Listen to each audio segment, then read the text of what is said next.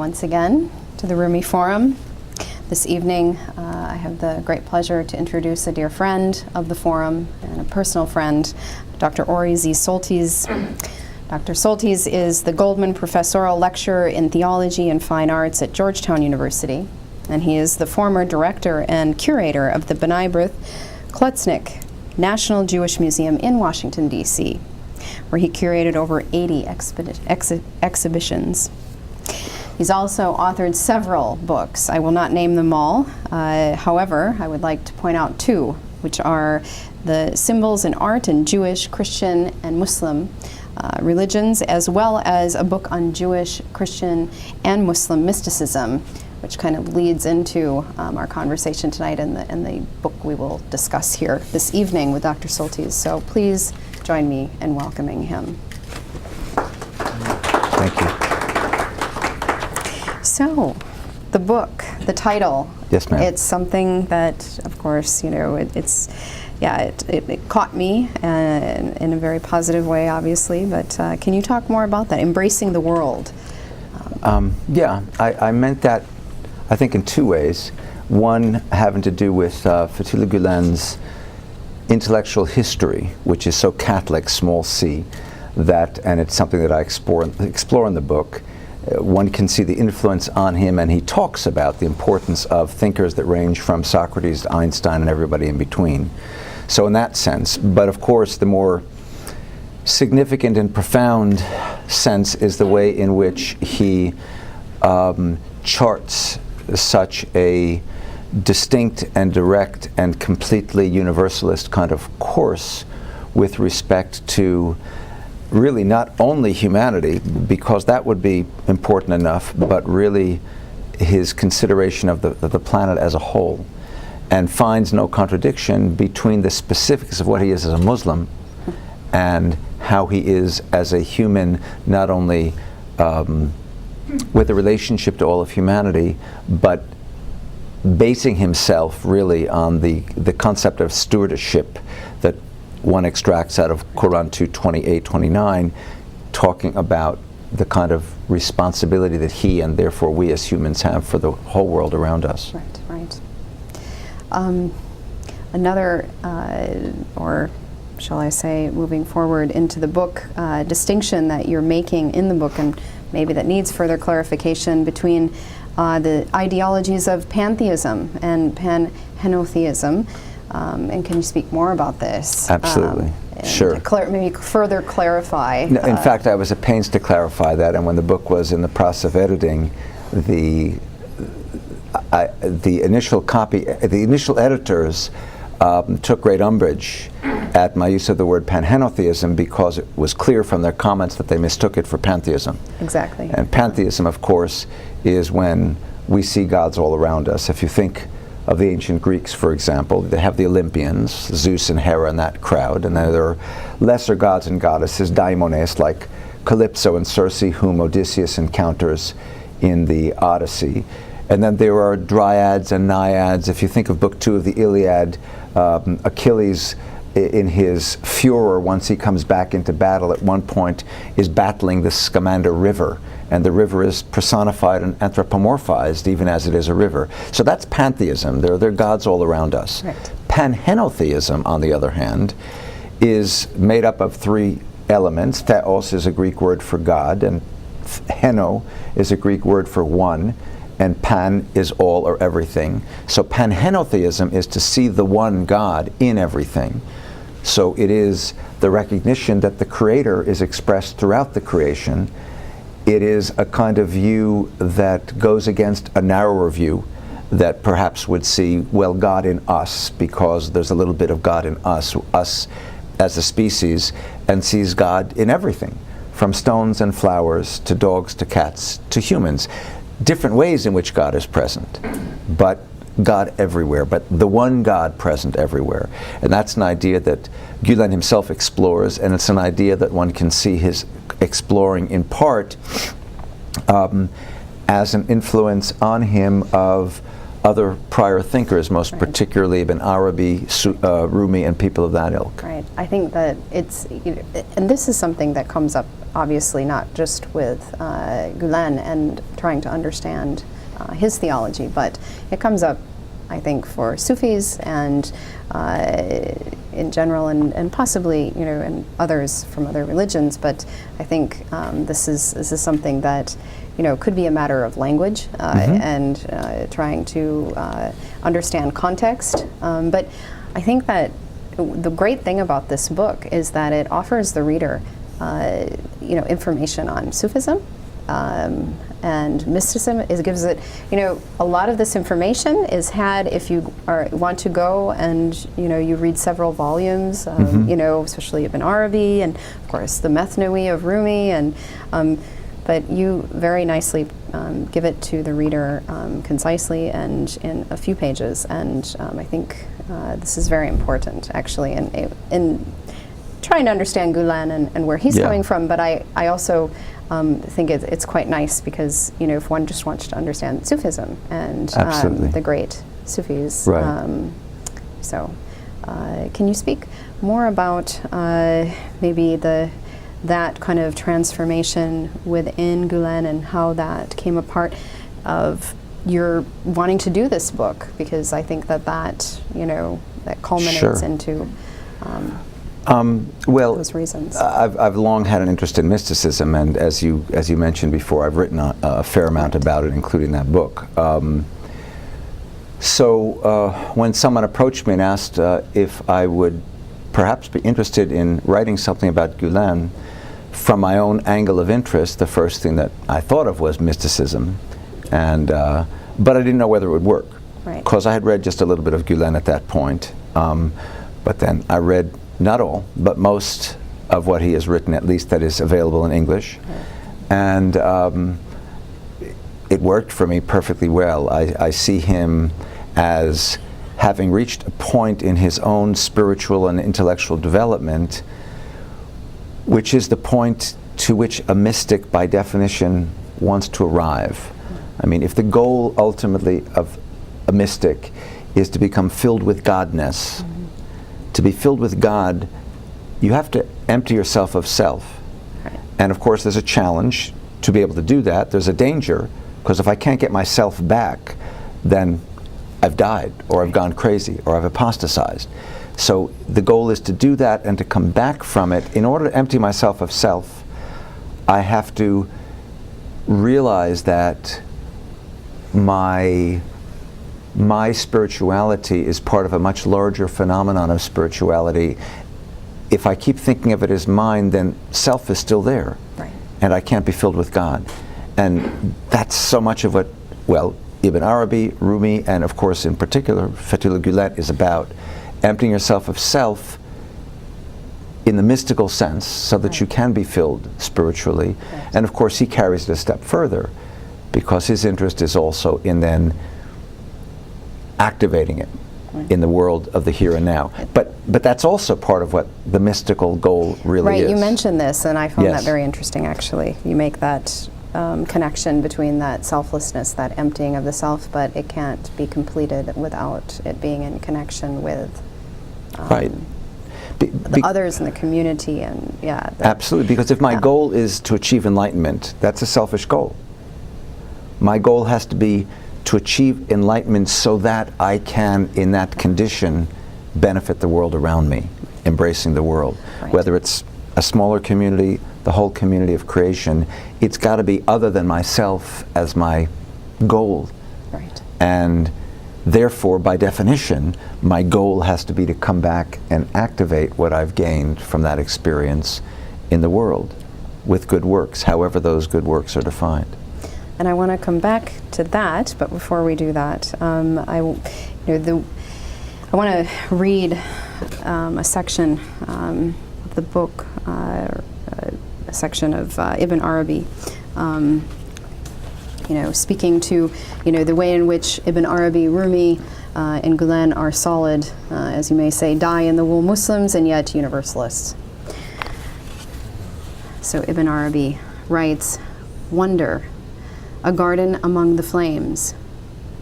My heart can take on any form, a meadow for gazelles, a cloister for monks, for the idol's sacred ground, Kaaba, for the circling pilgrim, the tablets of the Torah, the pages of the Quran.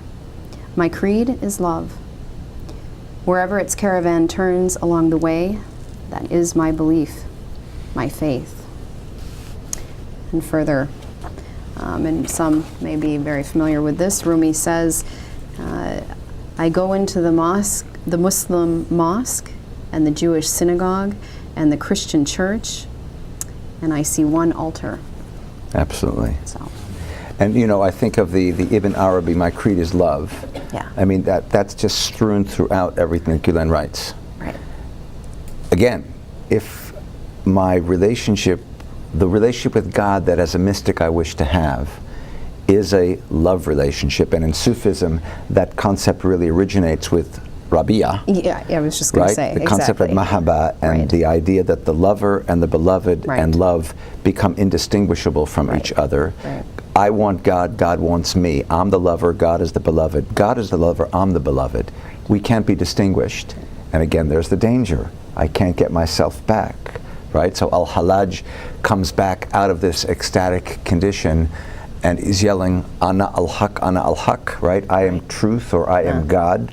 And he's executed as a heretic because they misunderstand. Right. It's not that he's a heretic or that he's an egotist, it's exactly the opposite. He hasn't reclaimed himself. He's so filled with God he can't distinguish himself from God. But if the basis for that is love, and if God is found throughout creation, then an obvious concomitant of loving God and being loved by God is loving creation. Right. And that's what Ibn Arabi is talking about, and that's what Gulen talks about again and again. Right, right. And to be able to see that, you know, I mean, it's really essentially understanding the I. Mm-hmm. And then, you know, but what do you do with that? Because Exactly. we still have a physical form, we're still able to, you know, do things, and so, and in order to get there, to see in creation, you know, God manifested. So I want to move on to, move on to what we were talking about earlier in service, and something that Gulen has written, and this is from The Believer Standing Before God.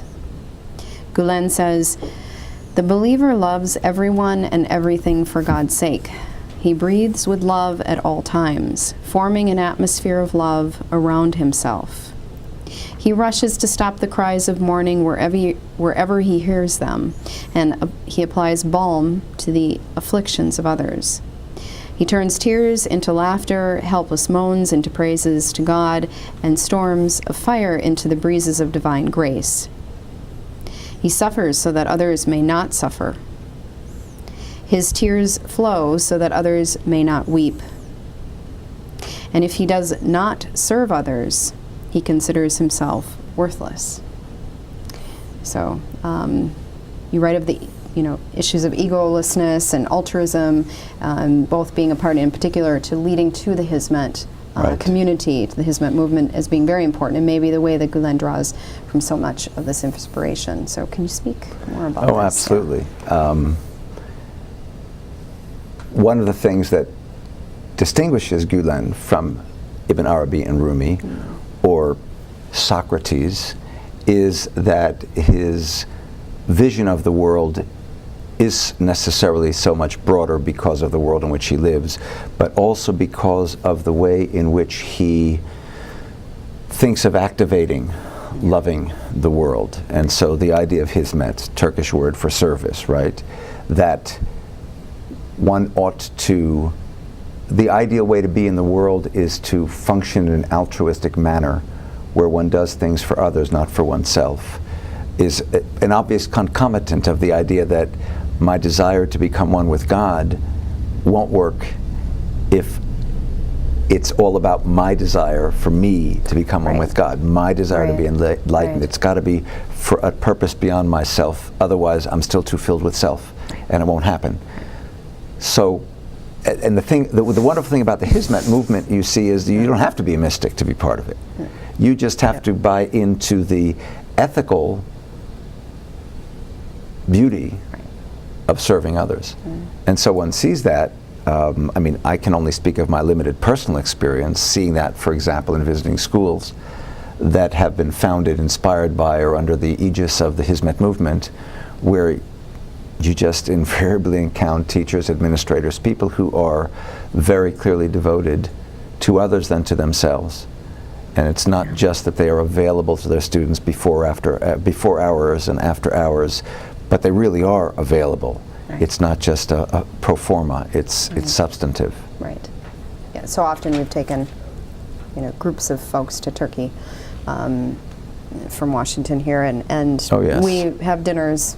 Typically it's at the end of a tourism day. Yes. And we have dinners at the schools or something like this, and I don't think we've ever been to a school that hasn't, especially if it's during the school year, but that there isn't a teacher in a room, chemistry or what have you, but trying to help her students to get to some point with, either college testing or some sort of a fair or something like this. But yeah, I mean, that sort of, obviously can find that in other communities, but I think that, specifically speaking about Gulen and the Hizmet movement, this is something that is, is something unique.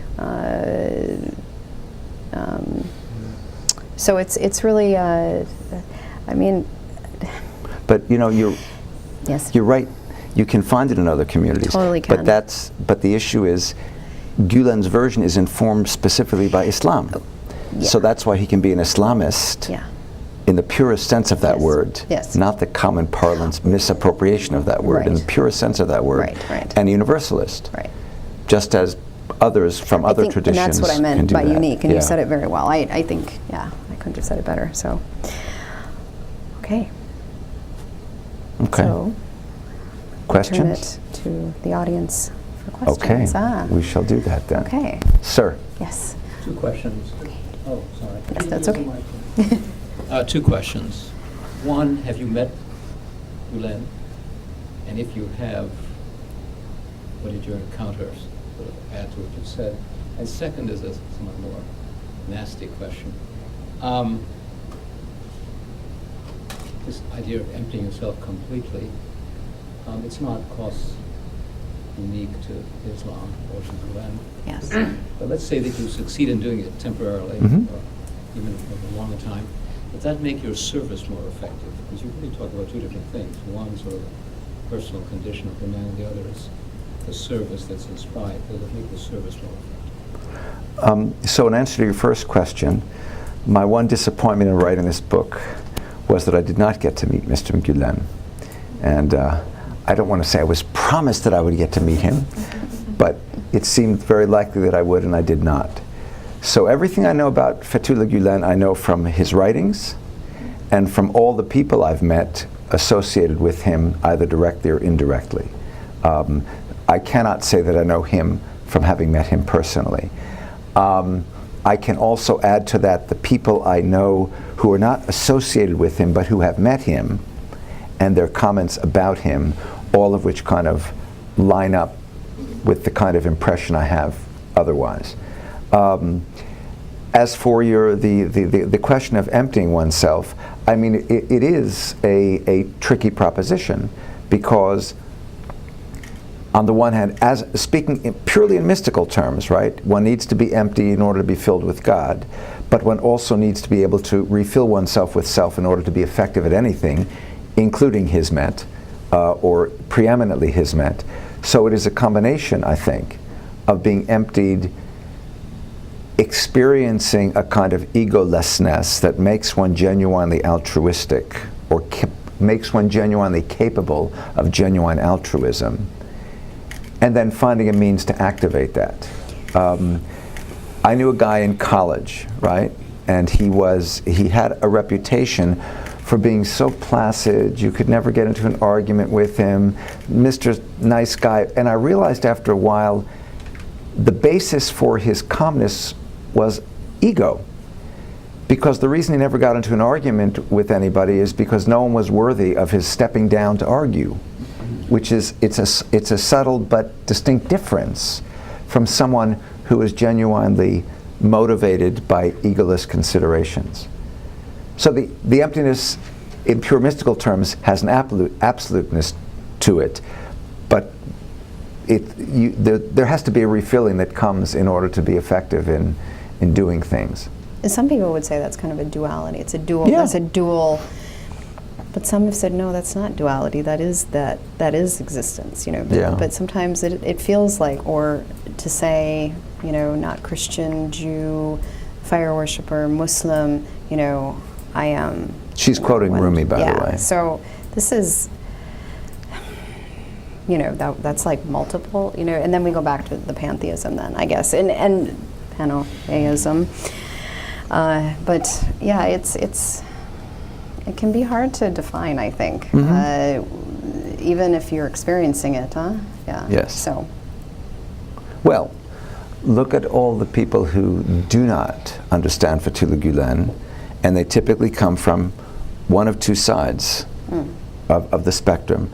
They're either those who, because of his fervor for Islam, worry about him as an Islamist in the conventional, misappropriated sense of that term, or they see him as overly universalistic and therefore a traitor to Islam, because they don't understand the way in which he has found a perfectly logical path to be both what he is, committed, dyed-in-the-wool Muslim like Ibn Arabi and Rumi, and at the same time a universalist. I mean, you know, our president, Emre Çelik of the Rumi Forum, recently wrote about, you know, too good to be true. He tells this story of going from one dinner within a 24-hour period in Florida to all the way up into Delaware, I think. Anyway, and the same comment was made. You know, it's all really good, and I think you guys are great, but you know, it's just too good to be true. Too good to be true. You know? Well. So, and so just going off of what you just said, I see. It's, you know, and it can be seen as this, you know, right? Sure. Because of what you just said. Exactly. Anyway, sorry. Question. Yes, Karen. I was really struck by your comment that you don't have to be a mystic to be an advocate for Hesman. Right. But doesn't that just make everyone Socrates, in a sense? I mean, or Hesman nothing less than Socrates, somehow I know where I'm coming from. Is kind of thinking that unless there is at least a desire for an appreciation for the mysticism, then what does this service for others grow out of? Right. A fair enough question. And what I meant, and you picked on it precisely, is in the end, there is the service to others, which is what's important. To Gulen personally, as a Sufi, that comes out of a desire to serve God. But one of the reasons, for example, I think, if you go into one of the, and I don't know whether there are 1,500 or over 2,000, I've heard recent statistics in both those directions, either of them gargantuan, right? Schools, from elementary to university, that are inspired by or directly connected to the Hizmet movement. It's not just that mysticism isn't being pushed, Islam isn't being pushed, right? So the point and the purpose is to affect peace on earth, to affect positive results, is to teach students to become, if I may coin a word, Hizmetologists, right? To want to be altruistic, to follow the kind of models their teachers offer them in action and serve others. And whether or not they end up doing that because of spiritual convictions of the particular sort that inform Fethullah Gulen's spiritual convictions, a love of God, which love he comes at from a very specific perspective, which is a Sufi Muslim perspective, almost doesn't matter. So that's what I meant by that. This is just like a basic question. I found it very interesting when you were talking about the pantheon in the Greek and the Egyptian, and they were seeing God in everything, and then they named things about Athena Apollo, and like for different reasons too. And in now with the monotheistic religions, you see the same. With the Catholic Church, you see all these saints. They are like defined differently, but it's kind of the same. So this saint is for this saint is for this saint is for this. So I see the relation, but somehow we are getting away. I mean, we are in that mold, and then we are getting away. And then the second question is this. You mentioned that if you go to synagogue, she read from the book, and temple, mosque or church. Is this a division? I mean, is this like only for the Abraham, like religion which came from Abraham? You're talking about. You don't talk about Buddhism or the Eastern philosophy, which is also Sufi based. Yes. Jenna read one fragment quote from from Rumi, but in fact on the very same page in the book, which is page 34, for those of you who are taking careful notes, he says, and she sort of quoted it later, nor Christian or Jew or Muslim, not Hindu, Buddhist, Sufi or Zen, not any religion or cultural system, I am not from the East or the West, not out of the ocean or up from the ground, etc. So it's not limited in Rumi's mind, and nor is it limited in Gulen's mind to the Abrahamic faiths either. That just happened to be the quote that Jenna chose because it was brief. Yep. Thank you. Oh, did you want to speak about the pantheism and I didn't quite understand the first. I meant to say that, these days when you hear people sort of try to say there's a monotheistic religion, it's better, and it's not.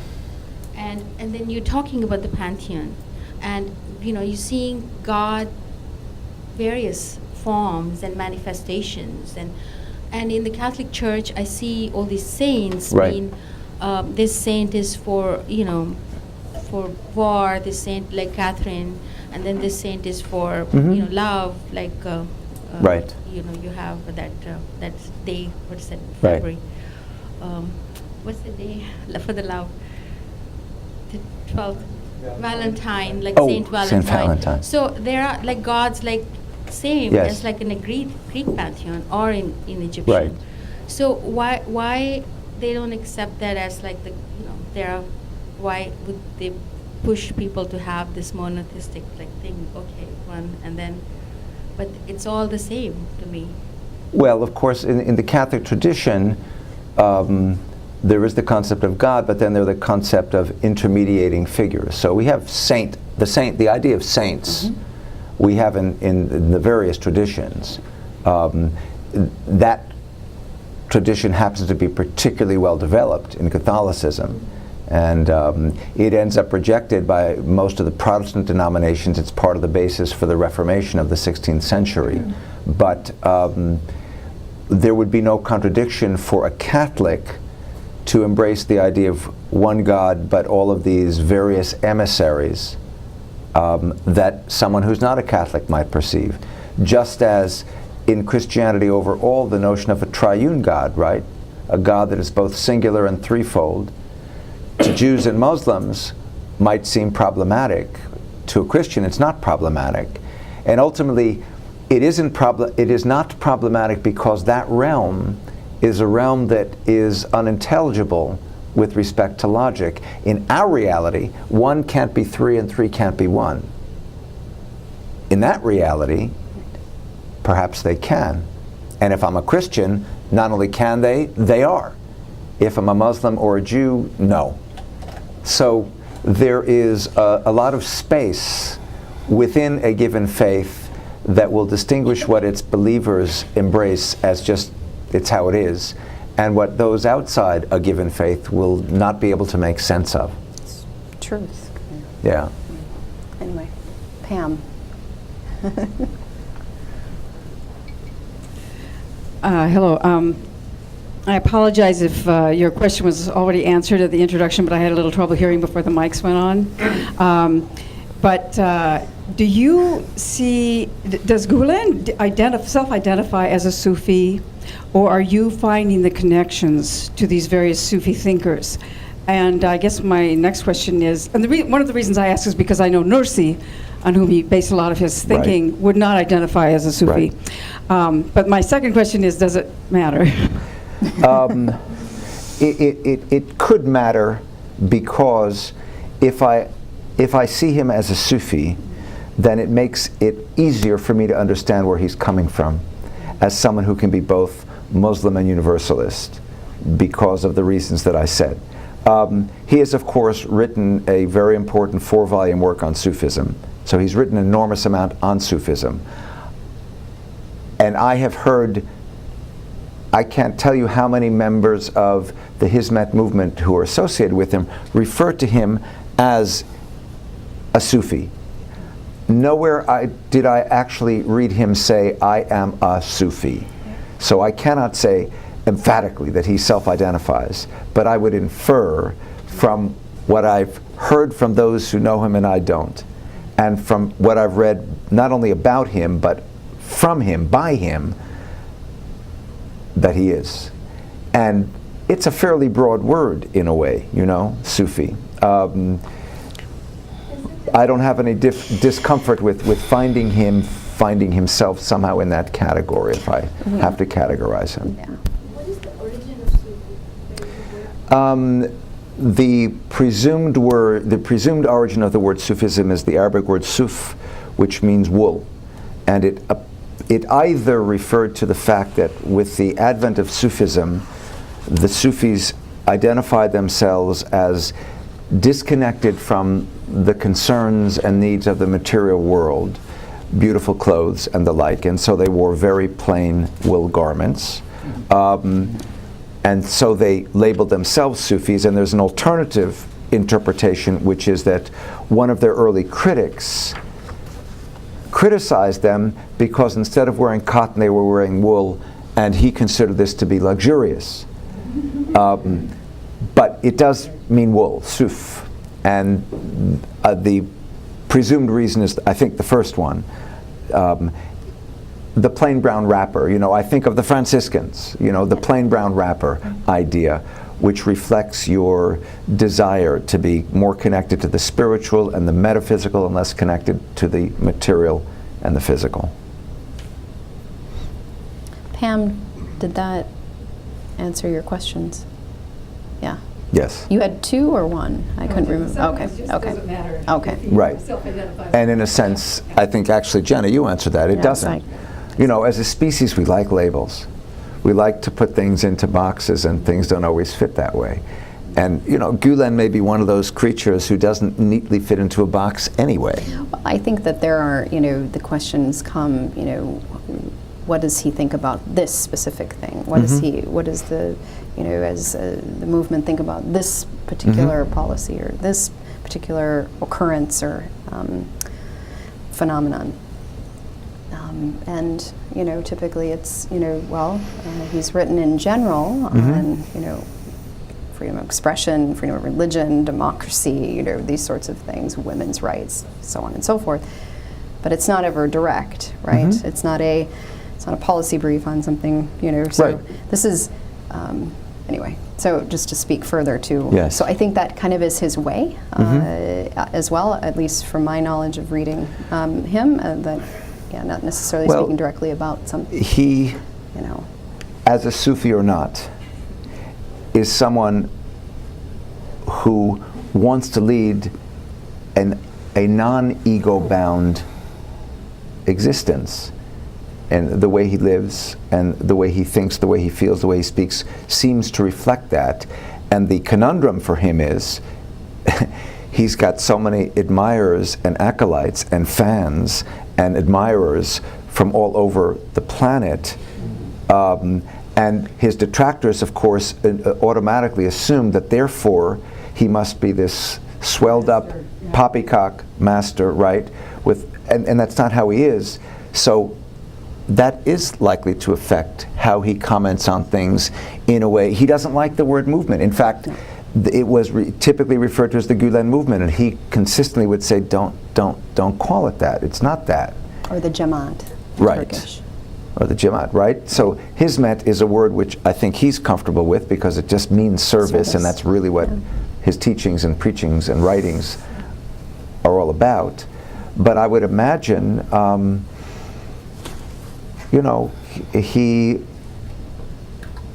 he's got to be challenged all the time by his coterie of fans not to allow that to get to his head, which is another reason I think he's got to be a Sufi, because he has to be self-disciplined towards a kind of egoless emptiness. I don't mean empty in the negative way at all, in order not to be overcome and overwhelmed by the adulation of which he cannot be unaware, because he is aware of what's going on in the world.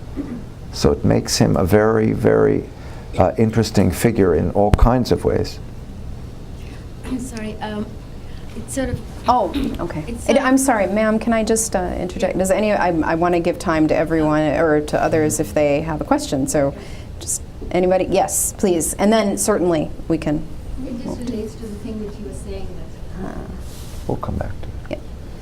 Hi. I was wondering if you could speak to the power of nature as informing mysticism, and specifically how nature, the physical, tangible creation and the amazingness of nature, and how it can actually aid this emptying of the ego, and whether it has a place in that process. I guess I would answer that question three ways, okay?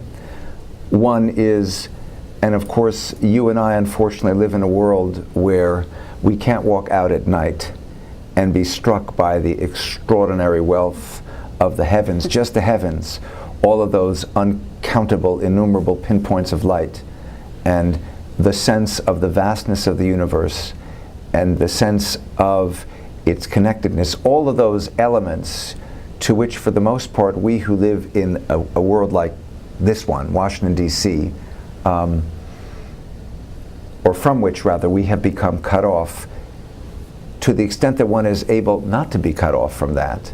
I was walking the other evening with my 13-year-old, and years ago, I built a log cabin in northern Vermont, and my kids have been there twice, and we're planning to go up there in December, and we were walking and looking up at the stars, of which you can't see all that many, and he said, I can't wait till we get to Vermont, because he remembers the vastness just of the dome of the heavens and all those stars at night.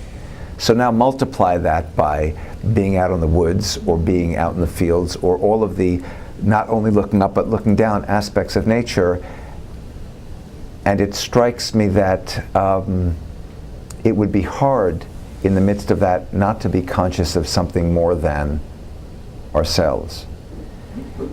Second, there of course have been any number of moments in the history of religion and the history of mysticism where that has become a kind of centerpiece for the thinking of some important religious figure.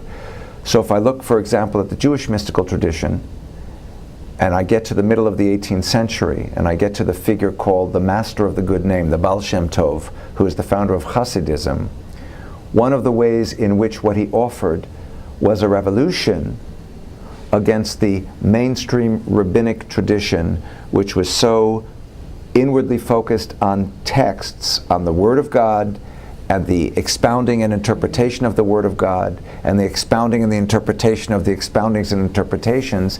He said, God can be found other ways and otherwise, and he pioneered for his community going out into the woods and recognizing the glory and the greatness and the grandeur of God through the glory and the greatness and the grandeur of nature. And concomitant with that, the notion of accessing God through dancing and through music, and not only through words, and not only through verbal prayers, not only through study. And it's a bit of an irony that in the year 2013, if you think of the Hasidic movement, it's kind of ultra-Orthodox and feels very strictured. But at its advent, and for its first 2 generations, it was a radical reform movement because it opened all of that up.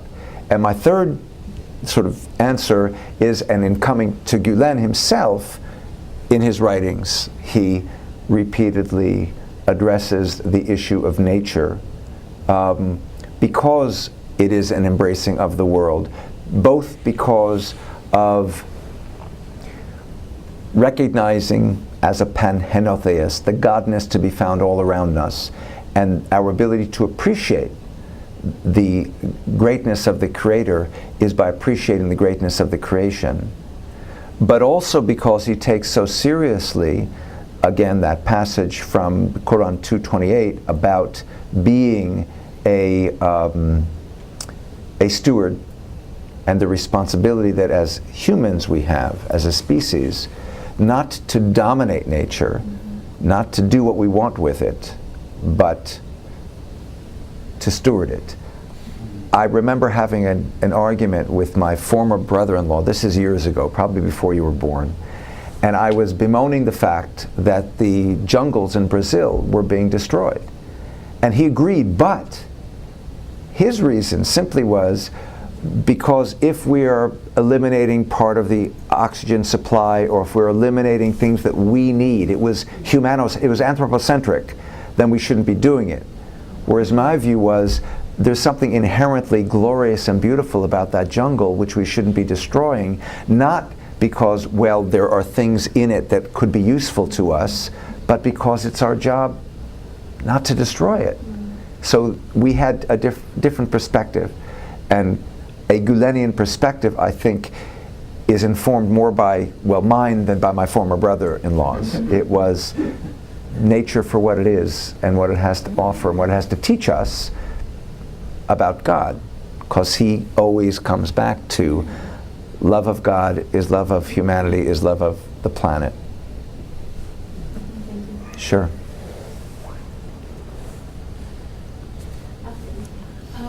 I see a relation between Sufism and poetry so much, because all Rumi and Hafiz and Omar Khayyam and some Turkish poets and some Arabic poets, they they really take into that deep that you were describing it so beautifully. Is there a relation between Sufism and, of course, in Islamic you see it? It's in the poets, somehow they're saying it because they cannot say it so directly. So they're saying it in a form of poem, telling the world what this is so beautiful is the relationship with God. It's your personal relationship, not by force or something. In Christianity, in Judaism, do you have like something equal to that? Like? Oh, absolutely, absolutely. And I'll go one step further. I mentioned with respect to Hasidism that what the Baal Shem Tov introduces into Jewish mysticism and into Judaism in general is the idea of accessing God with music and dance and not just with words at all. And if I think back to Gulen and his sources of influence, so I think back to Rumi, and I think of the tariqah that he founded, which marks its dhikr, right, not by words, but by spinning, right, where each mystic is himself a connective between heaven and earth, one hand up, one hand down, in a very kind of literal, symbolic series of gestures, starting on a dime and stopping on a dime, spinning for minutes or tens of minutes or hours, because you don't get dizzy, right? The way you and I would, because clearly there is something going on that bespeaks an inner discipline and connection to something other than our ordinary garden variety way of engaging the world. In my ordinary garden variety way of engaging the world, I spin around and I get dizzy. That's why kids love to do it, and they love to fall over. We don't like to do it after a certain age, right? But the whirling dervishes can do it, like even better than the ballerina can do it. And they're not sighting the way a ballerina is sighting, because their eyes are closed. It's all interior. So yes, it's not just poetry, but poetry that is nonverbal that one finds in any number of traditions that bespeak that relationship between us and divinity. Sure. So before we close, is there something that you would like to close with the book in terms of a piece of information that Yes. you didn't touch on this evening? No, not a piece of information. Okay. Oh, but just a quote, if I can find it, and that is, I'll just read it.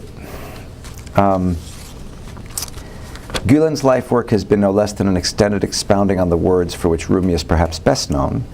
Come, come wherever you are, wanderer, worshipper, lover of leaving, it doesn't matter. Come and join us, as we are the people of love devoted to God. Come through the door of love and join us and sit with us. Come, let us speak one to another through our hearts. Let us speak secretly, without ears and eyes. Let us laugh together without lips or sound. Let us laugh like the roses. Like thought, let us see each other without any words or sounds. Since all are the same, let us call each other from our hearts. We won't use our lips or tongue. As our hands are clasped together, let us talk about it. Or, from words that one way or another, Rumi continuously repeated, become the light. That is also Gulen's message in 3 words to those who would follow the lead that he offers in his teachings and his own life. In the end, he promises that as we come to fully recognize, this is quoting from Gulen, in the end he promises that as we come to fully recognize that goodness, beauty, truthfulness, and being virtuous lie in the essence of the world, then, and again quoting from Gulen himself, whatever happens, the world will one day find this essence, and no one will be able to prevent that, the shining of the light, the leading of the world toward perfection, from happening. Beautiful. Thank you so Thank much, you. Ori. Thanks. Wonderful evening. Thank you, everyone.